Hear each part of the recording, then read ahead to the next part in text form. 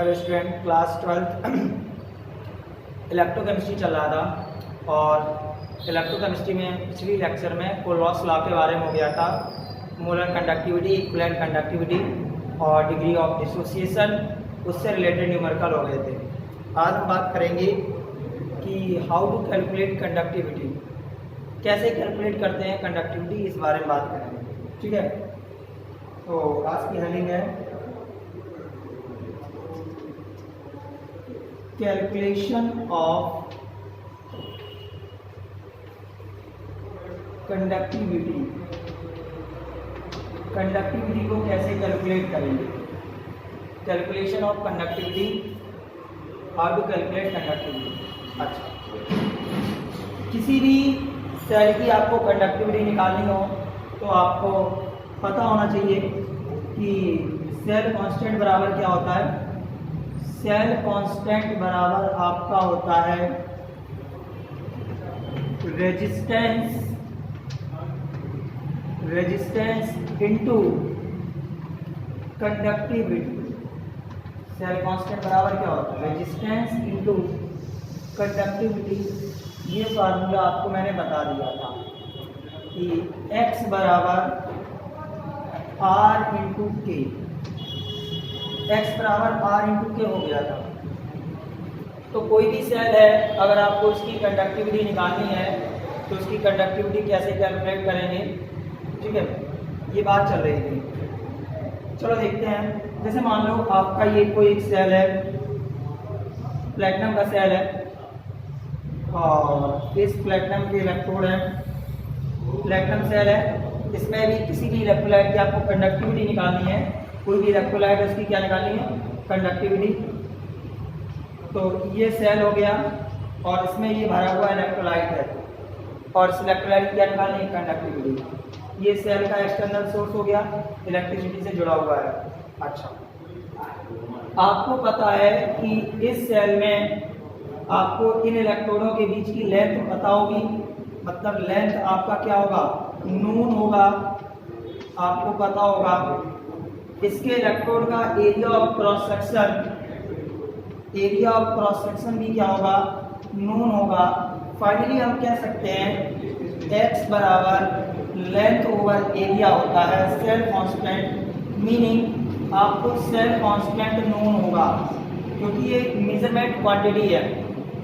कैसी क्वांटिटी है, measurement quantity है जो कि आपको पता होगी।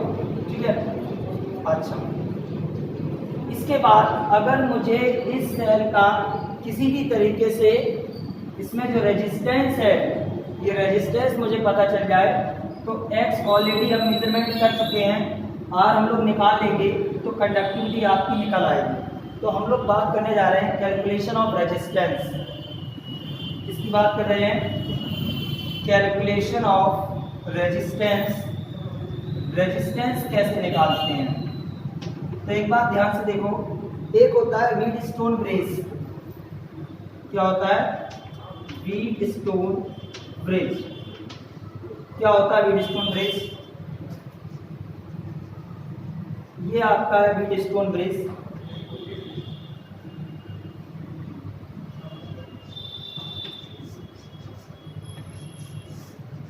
ये व्हीटस्टोन ब्रिज है और यहाँ पे एक लगा रहता है गैल्वेनोमीटर। अगर करंट पास जब तक करेगी तब तक इसमें डिफ्लेक्शन होता जाएगा और जब तक आप करंट पास नहीं होगी तो इसका करंट डिफ्लेक्शन नहीं होगा। ये रेजिस्टेंस है R1, ये रेजिस्टेंस है R2, ये रेजिस्टेंस है R3 और ये रेजिस्टेंस है R4। आपको पता है कि व्हीटस्टोन ब्रिज का एप्लीकेशन क्या है, R1 upon R2 is equal to R3 upon R4। R3 upon R4। चलिए, मुझे R3 R4 पता है, R1 मुझे पता है, R1 मुझे पता है, मुझे नहीं पता है R2। एक्चुअली व्हीटस्टोन ब्रिज में क्या होता है, 4 रेजिस्टेंस होते हैं। 4 रेजिस्टेंस में 3 रेजिस्टेंस नोन होते हैं और चौथा रेजिस्टेंस अननोन होता है। वो जो चौथा रेजिस्टेंस अननोन है, उस अननोन रेजिस्टेंस को हम लोग फाइंड कर सकते हैं with the help of Wheatstone bridge. Wheatstone bridge की हेल्प से जो अननोन रेजिस्टेंस, उस अननोन रेजिस्टेंस को मान निकाल लेते हैं। मान लो कि मैं R2 पे लगाऊंगा ये अननोन रेजिस्टेंस, जो भी अननोन रेजिस्टेंस होगा वो R2 होगा। तो मीनिंग R2 बराबर क्या हो जाएगा, R2 बराबर हो जाएगा R1 into R4 upon R3। ये यहाँ ले गए, इसको यहाँ डिवाइड किया, ये R2 बराबर क्या हो जाएगा R1 into R4 upon R3। तो यहाँ से R2 निकल आएगा। अच्छा देखिए, मैंने इस इलेक्ट्रोलाइटिक सेल को इस अननोन रेजिस्टेंस से जोड़ दिया। जिस इलेक्ट्रोलाइटिक सेल का मुझे रेजिस्टेंस पता नहीं है, तो मैंने रेजिस्टेंस फाइंड करने के लिए उसे व्हीटस्टोन ब्रिज से जोड़ दिया। अब जरा समझना यहाँ साइड से बॉक्स में, लेट R3 अपॉन R4 का जो रेशियो है वो आपका 5/10 से 1/2 आया, 1/2 आया। ठीक, R3 की मतलब जो R3 रेजिस्टेंस है वो 5 ओम का है, R4 रेजिस्टेंस है वो 10 ओम का है, तो इसकी वैल्यू 1/2 ओम आई। इसका मतलब है इसका जो रेशियो होगा वही रेशियो इसका भी आना चाहिए, किसका, R1 और R2 का, तभी आपका यहाँ से डिफ्लेक्शन नहीं होगा। अगर ये रेशियो नहीं आ रहा है इसका मतलब आपका डिफ्लेक्शन हो जाएगा, और जब तक डिफ्लेक्शन होता रहेगा, इस गैल्वेनोमीटर में डिफ्लेक्शन होता रहेगा, तब तक R1 upon R2 is not equal to R3 upon R4। चलिए, मुझे R3 R4 पता है, मुझे ना R2 पता है, अभी मैं मान के चल रहा हूँ मुझे R1 भी नहीं पता है। R2 की वैल्यू जो होगी वो तो होगी ही। मैंने माना ये R2 है जो मुझे नहीं पता है, मैंने R1 को चेंज करना स्टार्ट किया। मैंने R1 को 1 ओम रखा, 2 ओम रखा, 3 ओम रखा, 4 ओम रखा, अभी भी रेशियो 1/2 नहीं आया। 5 ओम रखा, अभी भी रेशियो 1/2 नहीं आया। 6 ओम रखा, अभी नहीं आया। जब मैंने R1 10 ओम रखा, R1 कितना रखा, 10 ओम, तो ये रेशियो कितना आ गया, 1/2 का आ गया। मतलब R3 अपॉन R4 1/2 है, तो R1 अपॉन R2 भी 1/2 का रेशियो आ गया। या ऐसे कह दो कि रेशियो नहीं आया तो इसमें डिफ्लेक्शन होना बंद हो गया। मैंने देखा जैसे ही रेजिस्टेंस मैंने इसमें 10 ओम का लगाया तुरंत डिफ्लेक्शन रुक गया। जैसे डिफ्लेक्शन रुक गया इसका मतलब ये है कि R1 upon R2 equal to R3 upon R4 हो गया। मैंने देखा 10 ओम के रेजिस्टेंस में निकला है, डिफ्लेक्शन रुक गया, इसका मतलब मुझे R1 भी पता चल गया कितना है, 10 ओम। तो बस इस फार्मूले में क्या करना है, R1 10 ओम, R4 कितना है, R4 मैंने लिया है कितना, R4 भी 10 ओम, और R3 कितना है, R3 आपका 5 ohm, 5 to the 10, this is 20 ohm. R2 कितना आया, 20 ओम। सर मैंने R2 यहाँ पे 20 ओम रखा, 10/20 1/2 आ गया, तभी तो डिफ्लेक्शन नहीं हुआ था कि R1 upon R2 is equal to R3 upon R4। मुझे यहाँ से इस प्लेटिनम का जो सेल है, इस प्लेटिनम के सेल का मुझे क्या पता चल गया, रेजिस्टेंस पता चल गया। Sir cell constant already known है, रेजिस्टेंस भी नोन हो गया, क्या मैं इस इलेक्ट्रोलाइट की कंडक्टिविटी नहीं निकाल सकता हूँ? सेल इलेक्ट्रोलाइट की क्या निकल आएगी, कंडक्टिविटी। तो इस तरीके से किसी भी इलेक्ट्रोलाइट की क्या निकालते हैं, कंडक्टिविटी को निकालते हैं। कोई दिक्कत, इसको नोट करिए 1 सेकंड में।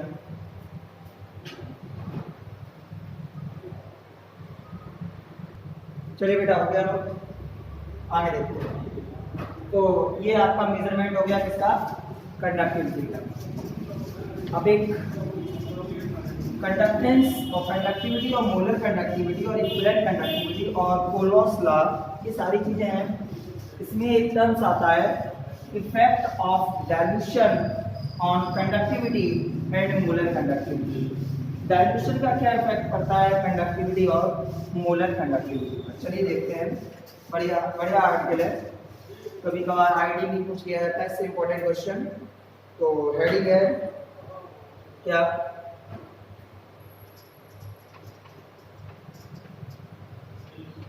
Effect of dilution on conductivity and molar conductivity, इसी में लास्ट में बता देंगे, चाहे तो लिख लो, और इक्विवेलेंट कंडक्टिविटी। डाइल्यूशन का क्या इफेक्ट पड़ेगा मोलर कंडक्टिविटी और इक्विवेलेंट कंडक्टिविटी पर और कंडक्टिविटी पर। चलिए, एक साइंटिस्ट थे डीवे हकेल ने क्या दिया था कि Kpm बराबर Kpm infinite minus b under root of c। This is the equation of Debye Hückel equation. Debye Hückel equation है ये, और ये आपके साइंटिस्ट थे, कौन से? डीवे हकेल ने दी थी, और इसका नाम क्या है? डीवे हकेल इक्वेशन। अच्छा, इन्होंने क्या बताया कि मान लो आपका कोई ये सेल है और इस सेल में कोई इलेक्ट्रोलाइट डला है, जो भी इलेक्ट्रोलाइट डला है डला रहने दो, और इस इलेक्ट्रोलाइट को मैंने डाइल्यूट करना स्टार्ट किया। मैंने इतना डाइल्यूशन कर दिया कि उसकी कंसंट्रेशन 0 हो गई। कंसंट्रेशन क्या हो गई? 0 हो गई। कंसंट्रेशन 0 कब होगा? जब डाइल्यूशन इनफाइनाइट हो जाएगा। कंसंट्रेशन 0 हो गई, दैट्स इट, Kpm बराबर Kpm इनफाइनाइट, क्योंकि C कितना हो गया? 0, is called limiting molar conductivity. इसको क्या बोलते हैं? Limiting molar conductivity. इसको क्या बोलते हैं? Limiting molar conductivity. तो क्या बताया कि अगर कोई इलेक्ट्रोलाइट है किसी वेसल में है, उसने आपने वाटर को ऐड करना स्टार्ट किया, उसका डाइल्यूशन स्टार्ट किया, डाइल्यूशन करते गए, इतना डाइल्यूशन कर दिया कि उसका डाइल्यूशन इनफाइनाइट पे पहुंच गया। इनफाइनाइट डाइल्यूशन का मीनिंग ये नहीं है कि मतलब बहुत ही ज्यादा, जैसे 1 ग्राम नमक है, 1 ग्राम नमक 1000 लीटर की पानी टंकी में डाल दिया तो उसका कोई इफेक्ट नहीं है यार। 1 ग्राम नमक को 1000 लीटर की पानी में टंकी में डाल दिया, इसका मतलब उसके लिए तो ये डाइल्यूशन कैसा है? इनफाइनाइट डाइल्यूशन है। इनफाइनाइट डाइल्यूशन है मींस कंसंट्रेशन कितनी होगी? 0। कंसंट्रेशन कितनी होगी? 0। जब ये 0 हो गया तो Kpm बराबर कितना हो गया? Kpm infinite, that's called limiting molar conductivity. तो what is the limiting molar conductivity? First of all, what is the limiting molar conductivity? तो लिमिटिंग मोलर कंडक्टिविटी क्या है? At infinite dilution concentration becomes 0. At this condition molar conductivity is called limiting molar conductivity। इसका मतलब है कि अब इससे ज्यादा मोलर कंडक्टिविटी नहीं हो सकती है। और इसी स्टेप पे तो आपके आके कोलोस ने कोलोसला दिया था लिमिटिंग मोलर कंडक्टिविटी पे आके, कि इन्होंने बताया कि किसी की मैक्सिमम मोलर कंडक्टिविटी अगर हो सकती है तो वो किस पे होगी? लिमिटिंग मोलर इनफाइनाइट डाइल्यूशन होगी। कुछ बच्चे यही पकड़ चुके होंगे कि डाइल्यूशन का इफेक्ट मोलर कंडक्टिविटी और इक्विवेलेंट कंडक्टिविटी में क्या पड़ता होगा। अपने दिमाग से सोचो, मैं क्या बोल रहा हूं कि किसी भी इलेक्ट्रोलाइट की मैक्सिमम मोलर कंडक्टिविटी किस कंडीशन पे है? इनफाइनाइट डाइल्यूशन पे है, क्योंकि कंसंट्रेशन कितनी हो गई? 0। इसका मतलब क्या है कि अगर किसी सॉल्यूशन को आप डाइल्यूट करोगे तो उसकी मोलर कंडक्टिविटी इंक्रीज कर जाती है। क्या कर जाती है? इंक्रीज कर जाती है। हल्का रखो, अभी सब सामने आने वाला आपके। तो that's called limiting molar conductivity. अच्छा, ये Kpm क्या है? Molar conductivity at any concentration. Kpm infinite क्या है? Molar conductivity eight infinite dilution. B क्या है? B कांस्टेंट है, और B कांस्टेंट की वैल्यू डिपेंड करती है नेचर ऑफ इलेक्ट्रोलाइट। किस पे डिपेंड करती है? Nature of electrolyte. 1:1 का इलेक्ट्रोलाइट है तो B की वैल्यू अलग होगी, 2:2 का इलेक्ट्रोलाइट है, B की वैल्यू अलग होगी, 1:2 का इलेक्ट्रोलाइट है, B की वैल्यू अलग होगी। मतलब ये कांस्टेंट है यार, कांस्टेंट है तो जो भी होगा फलाना ठिकाना इसका दिया जाएगा। बात समझ रहे? तो what is the limiting molar conductivity eight infinite dilution? Concentration become 0। At this condition molar conductivity become infinite. Molar conductivity क्या हो जाती है? Infinite. That's called limiting molar conductivity. पहले स्टेप में मैंने सिर्फ अभी इतना सीखा है कि what is the limiting molar conductivity. क्या बोलेंगे? एट इनफाइनाइट डाइल्यूशन concentration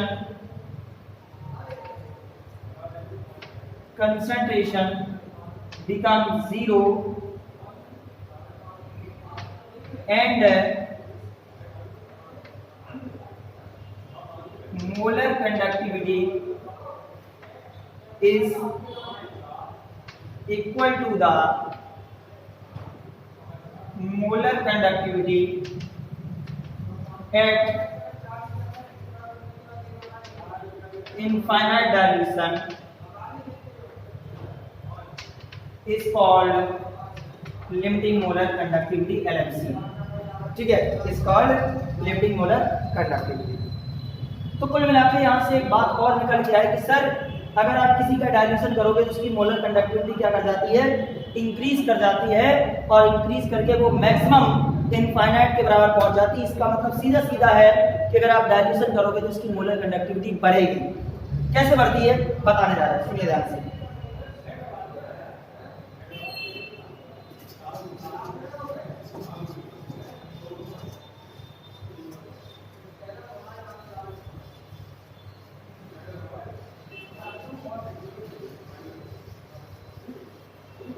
देखिए, दो तरीके के इलेक्ट्रोलाइट होते हैं, एक स्ट्रॉन्ग इलेक्ट्रोलाइट और दूसरा वीक इलेक्ट्रोलाइट। एक स्ट्रॉन्ग इलेक्ट्रोलाइट, दूसरा कैसा है, वीक इलेक्ट्रोलाइट है। अच्छा, अगर ये स्ट्रॉन्ग इलेक्ट्रोलाइट वेसल में है और इसकी कंसंट्रेशन बहुत ज्यादा है, कंसंट्रेशन क्या है, बहुत ज्यादा है, NaCl है मान लो, तो NaCl जब कंसंट्रेशन बहुत ज्यादा होगी तो उसका जो आयनाइजेशन है वो बात अलग है। स्ट्रॉन्ग इलेक्ट्रोलाइट 100% आयनाइज होगा। अब तुम कहो कि 1 लीटर पानी में 1 किलो नमक, कहाँ से आयन हो जाएगा आयनाइज 100%, थोड़ा बहुत बचेगा। लेकिन अगर तुम उसको डाइल्यूट कर दोगे, पानी डाल दोगे, तो उसका आयनाइजेशन क्या हो जाता है, बढ़ जाता है। क्या हो जाता है, बढ़ जाता है। और जब आयनाइजेशन बढ़ जाएगा डाइल्यूट करने पर तो डेफिनेटली क्या बढ़ जाएगी, मोलर कंडक्टिविटी बढ़ जाएगी। तो समझना, अंडर रूट ऑफ सी, इस एक्सिस पे क्या है, कंसंट्रेशन है, इस एक्सिस पे है मोलर कंडक्टिविटी। ग्राफ समझने की कोशिश करना, यहां पर कंसंट्रेशन कितनी है, 0। इसका मतलब कंसंट्रेशन यहाँ पे 0, मतलब डाइल्यूशन कैसा है, इनफाइनाइट। तब आपकी जो मोलर कंडक्टिविटी होगी, दिस इज कैपेम इनफाइनाइट, कैपेम इनफाइनाइट। क्योंकि जब कंसंट्रेशन 0 होगी तो डाइल्यूशन कितना हो चुका होगा, भाई यार कंसंट्रेशन 0 मतलब इनफाइनाइट डाइल्यूशन, सॉल्यूशन बिल्कुल डाइल्यूट है यार, अभी तो कंसंट्रेशन 0 है। तो इस कंडीशन में कौन सी कंडक्टिविटी होती है, मोलर कंडक्टिविटी इनफाइनाइट डाइल्यूशन, कैपेम इनफाइनाइट। जैसे जैसे कंसंट्रेशन बढ़ेगी वैसे वैसे वैसे वैसे वैसे वैसे वैसे मोलर कंडक्टिविटी कम होती जाएगी, वैसे वैसे क्या हो जाएगी, मोलर कंडक्टिविटी कम होती जाएगी। और भैया उल्टा देखो, तो जैसे जैसे कंसंट्रेशन कम होगी मतलब डाइल्यूशन होगा, जैसे जैसे कंसंट्रेशन कम होगी मतलब डाइल्यूशन होगा। इस पॉइंट पे कंसंट्रेशन 0, मोलर कंडक्टिविटी कहां पहुंच गई, इनफाइनाइट डाइल्यूशन पे पहुंच गई। अब इससे ज्यादा मोलर कंडक्टिविटी हो नहीं सकती है और अब इससे ज्यादा डाइल्यूशन भी नहीं हो सकता है। तो this is graph for strong electrolyte. और क्यों बढ़ती है, क्योंकि डाइल्यूशन करने पर आयनाइजेशन बढ़ जाता है। क्या बढ़ जाता है, आयनाइजेशन बढ़ जाता है। किसका, strong electrolyte. Sir weak electrolyte की बात करो, बिल्कुल कर सकते हो, क्यों नहीं करो। दिस इज कैपेम सी, कैपेम इनफाइनाइट, और यहाँ पे कैपेम। एक्चुअली वीक इलेक्ट्रोलाइट की मोलर कंडक्टिविटी पे डाइल्यूशन पे क्या इफेक्ट पड़ता है, वो बात तो कंफर्म है, बढ़ती है। क्या होती है, बढ़ती है। क्या होती है, बढ़ती है। मतलब कि अगर आपने डाइल्यूशन किया तो देखो ये मोलर कंडक्टिविटी बढ़ना स्टार्ट की, बढ़ना स्टार्ट की, बढ़ना स्टार्ट की, बढ़ना स्टार्ट की, बढ़ना स्टार्ट की। आपने कंसंट्रेशन कम करना स्टार्ट किया, कंसंट्रेशन कम करना स्टार्ट किया, मोलर कंडक्टिविटी बढ़ी। मतलब क्या है कि जब आप वीक इलेक्ट्रोलाइट को भी आयनाइज डाइल्यूट करोगे तो उसका आयनाइजेशन बढ़ता है। ये हम लोग पढ़ते हैं, ये पढ़ चुके हैं और हम जानते भी हैं कि किसी भी इलेक्ट्रोलाइट को जितने ज्यादा पानी में डालोगे वो उतना ही ज्यादा आयनाइज होता है। लेकिन जब डाइल्यूशन बढ़ता चला जाएगा तो वीक इलेक्ट्रोलाइट की मोलर कंडक्टिविटी फर्दर आगे चल के सही से define by the graphical representation नहीं हो पाती है, तो ये स्ट्रेट लाइन ऐसे चल जाती है, ऐसे करके ग्राफ आता है। समझ रहे? ऐसे करके ग्राफ आता है किसके लिए? वीक इलेक्ट्रोलाइट के लिए। लेकिन इसकी वेल डिफाइंड नहीं है, इसकी वेल डिफाइंड है। तो पकड़ने वाले शब्द दो थे, क्या थे? कि अगर किसी का डाइल्यूशन करोगे तो आयनाइजेशन बढ़ जाएगा। क्या बढ़ जाएगा? आयनाइजेशन बढ़ जाएगा, पक्की बात, आयनाइजेशन बढ़ जाएगा। डाइल्यूशन करोगे तो आयनाइजेशन। भैया यार पोस्ट-वॉल लॉ है क्या यार? पोस्ट-वॉल लॉ इसी के लिए बना था, फर्स्ट ईयर में पढ़ा हुआ, अंडर रूट ऑफ वी। यही तो है कि अगर आपने डाइल्यूशन किया तो आयनाइजेशन बढ़ जाएगा। तो अगर आप डाइल्यूशन करोगे तो आयनाइजेशन बढ़ेगा, मोलर कंडक्टिविटी और इक्विवेलेंट कंडक्टिविटी दोनों बढ़ जाएंगी। स्ट्रॉन्ग इलेक्ट्रोलाइट के लिए चीज वेल डिफाइंड है, लेकिन वीक इलेक्ट्रोलाइट के लिए वेल डिफाइंड नहीं है। अब बात आती है, तीसरा पॉइंट है कि सर डाइल्यूशन करने पर कंडक्टिविटी पे क्या इफेक्ट पड़ता है? What is the effect of conductivity, what is the effect on conductivity of dilution? Conductivity में डाइल्यूशन का क्या इफेक्ट पड़ता है, इसके बारे में पढ़ने जा रहे हैं, देखते हैं।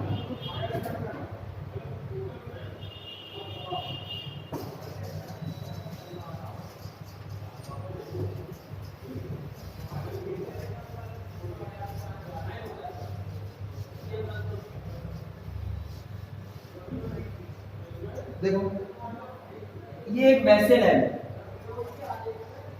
और इस वेसल में